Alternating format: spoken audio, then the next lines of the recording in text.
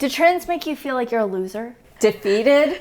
Like you're never going to be able to achieve your home dreams? We're going to talk about 2024 trends, but in a way that's productive And uplifting? and inspires your creativity. Yes. Thank you to Thrive Market for sponsoring today's video. Okay, so we really feel like trends are great because they can give you lots of inspiration. So if you're really into dark and moody, that's something that captivates you, then you have a lot of things to inspire you and kind of give you a prompt to work with for your room so that if you want to make an update. But we're not here to advocate for chasing trends.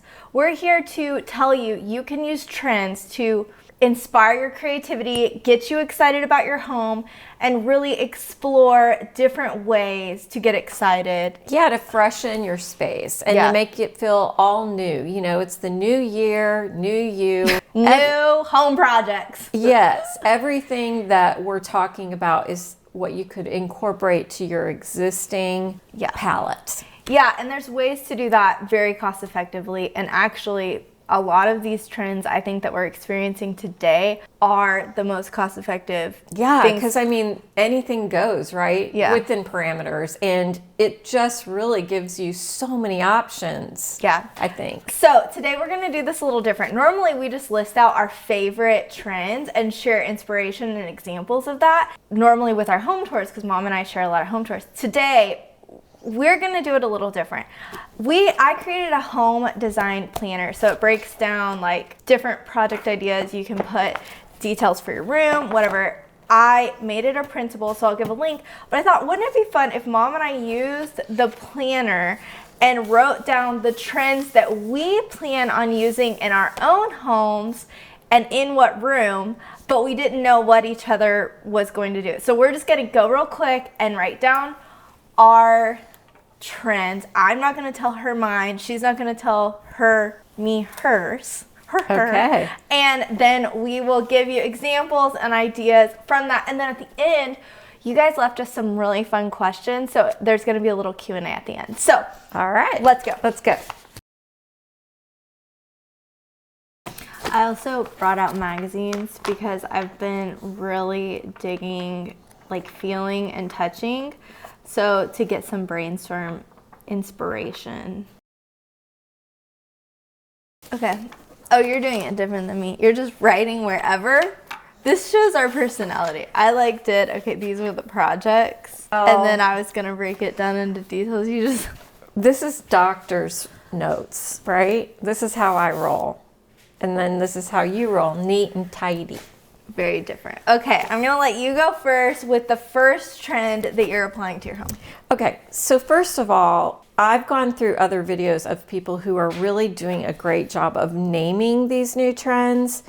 And I don't know what you would call the category that I'm trying to move into, but it's definitely bolder, richer colors. And of course, always I use earthy organic materials and, you know, woods and stone and things like that. So I've said it before, but the big buzzword this year is modern organic, right? And sometimes they have moody colors along with that, right? But yet I love bright and bold too. Yeah. So I'm going to call this, what I'm going to do, just bold and patterned. Yeah, so to name one thing she's been talking about is using richer, deeper colors. We're seeing a lot of jewel tones. Jewel tones are trending, so we're seeing like plums and really rich greens and blues and even like chocolate brown.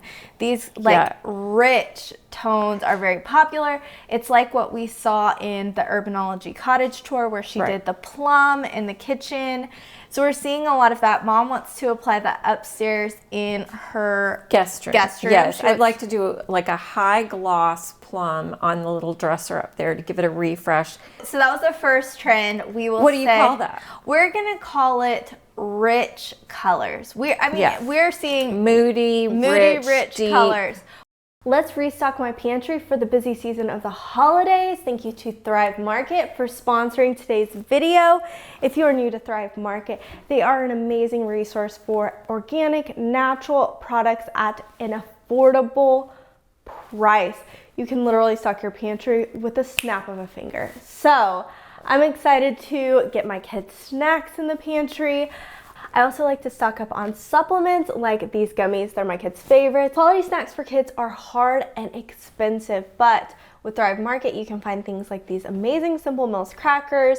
We love these Laura bars, and also the Mission Meat Sticks are a kid favorite, which getting protein in kids is hard, so definitely recommend. Sauces like these from Kevin's make dinners easy and delicious. And then also I love to stock up on salsas, mustards, srirachas, things like that.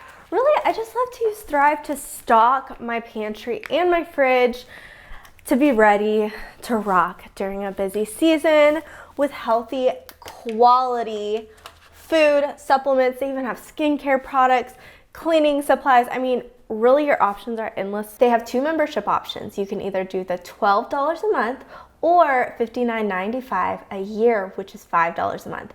And at every single order, you will save. And if you do happen to find something at a lesser price, they price match. You can also earn Thrive Cash back on the items with Thrive Cash badge. Head to my description box or use link thrivemarket.com/farmhouseliving for 30% off plus a free gift of up to $60.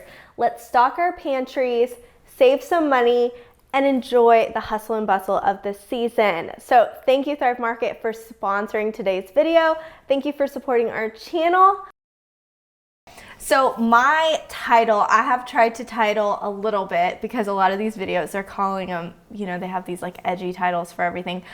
I was watching a TikTok the other day and the girl called the trend book wealth.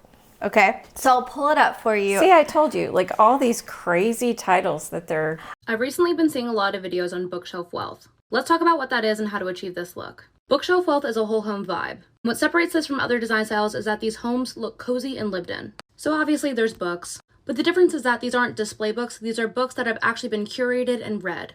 Art is of the utmost importance, but it's not displayed traditionally. It's hung in front of bookcases, displayed on the floor, literally overlapping each other.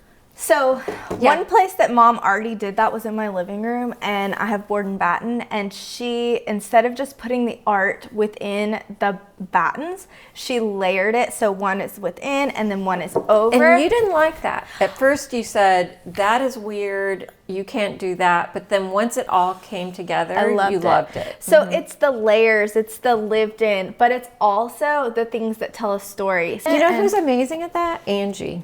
Oh my goodness, I forgot. Yeah, so our friend Angie, her Instagram used to be My McKinney Farmhouse. I cannot remember what it's called now, but I'll pop it up on the screen. She has the most amazing built-in bookshelves in her dining room.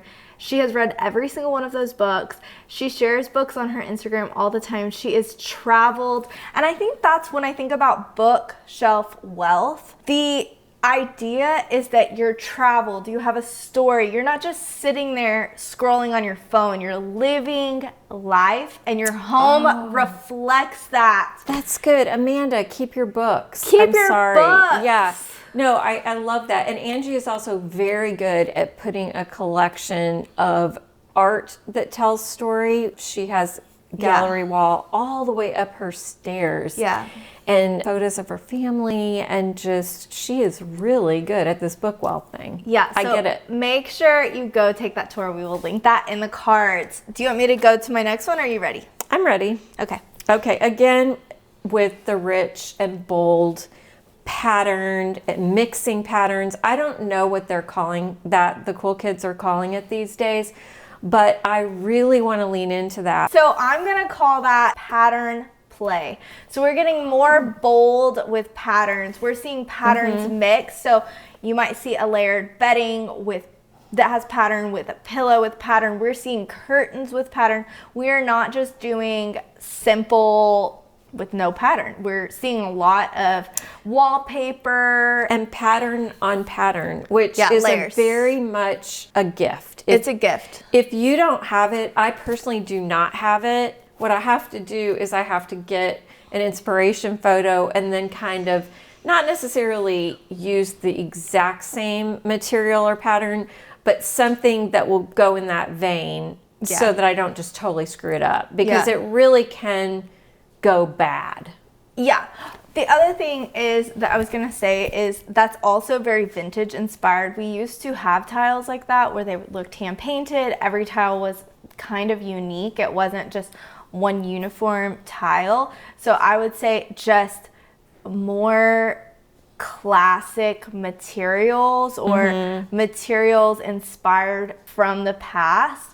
And one thing that I've been doing a lot is using AI for inspiration. I know that's controversial, but I've been She's telling me not to get rid of the books, and she is using AI. I mean, come on. So I have been, like, if I can't find the inspiration that I'm looking for, well, I just designed a kitchen using AI, and it's already gone viral on Pinterest, and it has this really cool backsplash that I put under the vent hood. So I shouldn't say I put it. What you do with AI is you just write the prompts, and so the prompts create the image, and then you just refine and continue to tell AI and give it feedback to create the perfect So I guess space. there is some level of your own creativity involved. Well, and you definitely see weird things. Takes like practice. Like, you know, I saw a rug under a toilet or something one time. Well, it does or have, like it cannot replace humans, okay? I don't think, not right now. It cannot. Yeah. So that does bring me to the next trend. I really do think we're going to see more out of the box ideas that we've never, I shouldn't say that we've never seen before, but just ideas that are pushing the limits a little bit. We're gonna get way more creative. And I think that AI giving us inspiration, it has given me weird and just frankly stupid ideas. When I'm looking for something, I'll type this very specific prompt and it spews out this like idiotic room. But then sometimes it gives me like a glorious kitchen like that, and I'm like, you could do that, and that's amazing. So I think I'm just gonna call this trend out of the box. Like, we're pushing the limits in design, and even like DIYers, people that are doing things. I'm seeing the way that people are crafting. I think because inspiration is being spread so widely, not just with AI, but with people on the internet, that we're definitely going to see some wild, out-of-the-box ideas. Some things are going to be well received and some things aren't. We took you guys to Kips Bay. Those are definitely out-of-the-box ideas. Y'all did not like it. And you know what, honestly, I mean, I couldn't, there were some things that I was just in awe, but I definitely couldn't do a lot of that design in my own home. I would be overwhelmed. A little, overstimulated, really. Yeah. It was just a kind of a mixed mesh of a lot of... But I was also impressed. It's like art, you know, it's more like a museum, more like it's less of like a true real everyday lived in. Yeah. Okay, next. So I am still wanting to do my son's old room. You know, he's moved out and married now. Mm-hmm. I want to do a bunkie room in there. It's a large space, and so I'm calling it handcrafted. Handcrafted. That is definitely a trend. Things that are unique, handmade, crafted. People are even celebrating makers, people who create on Etsy. We're valuing millwork, moldings, all the things, the handcrafted and thoughtful things, details that used to go into older homes. Yeah. So more grandbabies for my bunkie. That's what I'm looking for. Okay. So the next one I have is dark and moody. So I've already kind of started that, and you've touched on that.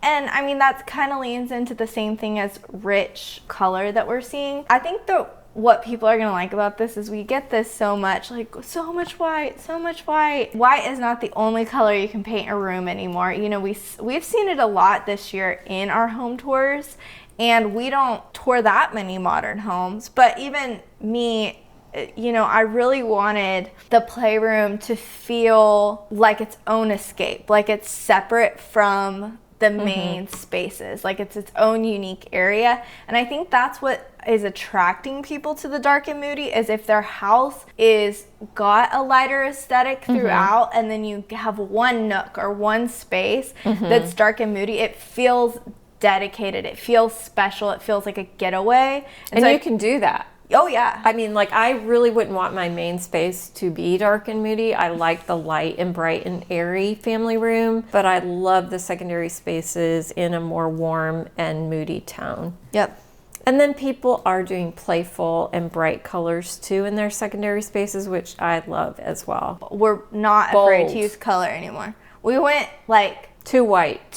well, yeah, we went really like mostly neutral, gray, then white, and now we're like, we need something. Did you see someone told you to start your own YouTube channel? I'm gonna do it. That's rude. No, I like making YouTube kidding. with you. I'm just kidding. I will say that if I had my own YouTube, y'all would be really bored because Shelby does prompt me. Secondly, if I had my own YouTube, it would just be more of a different genre than design. She would be holding... I'd be talking about poodles, and we're talking... Jesus and poodles. Jesus and poodles. That's it. Okay. So my next one is nature brought in. So we've done this for years. Everyone's done it for years. I'm not saying we personally, I'm saying the world as a whole. Nature's always been an inspiration for art, design. We are seeing it leveled up in a new way. I think we kind of have, like, we went rustic and like heavy. People have like lightened it up, and then now it's gotten more sophisticated. Like Amber Interiors does a great job with the beams and the lime wash and the texture and all of this. She's so good. So good. So when I say nature brought in, I just really mean nature inspired, but it's all about the texture that it brings to the space. And I think it being sophisticated is what we're seeing. It's sophisticated nature, earthy. It's really back to that organic modern that everyone's saying. Like, we're just getting really earthy, cozy, you know. What was the other gal mentioned something like organic modern, but she used different terms that we were watching the other day? I can't remember. Her words were really... Oh, she called it like nature nuanced or something. Yeah, it was very, yeah. Yeah, I'll link her channel. So I'm going to go to the next one. I really am loving the modern cottage. So we are seeing, you know, a lot of people went farmhouse, a lot of people went cottage, a lot of people went like collected, cozy. We love that. We love the traditional. You know, a lot of people went grand millennial. What I'm loving right now is that people are really mixing it up. So we're seeing the cottage, so those traditional elements, those, you know, florals. Yeah, and those like things that are pulled from the past, and then we're seeing the modern stuff, and it's mixed in where they're not afraid to mix the dark and moody, those contrasting pieces. That's my favorite design style right now. And I think people are doing it in so many different ways. It's honestly even hard to categorize. It feels like there's like the modern cottage, or even people are calling it modern traditional, where there is like these, like everything came from estate sales, and then there's like this modern edge to it. I think it's so cool because it's really laying it out that there is no rules. Okay, so I think we named a lot of trends, a lot of ideas.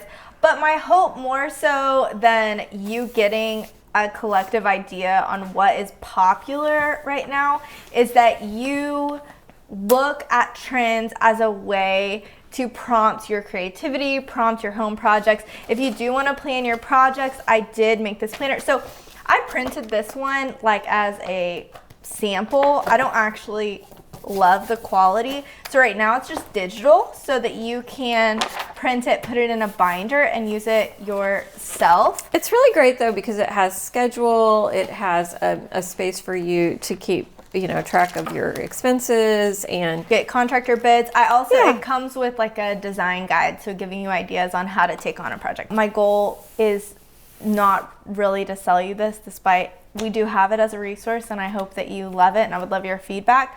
It's really my hope is that you don't feel trapped by trends. And there's these fun little quotables in between, like, Yeah. if I see it in nature, I know it will work in a home. Yep. Yeah. So, Q&A. Okay, my kiddos are being a little crazy while I'm wrapping up editing this, so the Q&A will be a part 2, but please subscribe because I promise you're going to love it. Until then, I am linking our most recent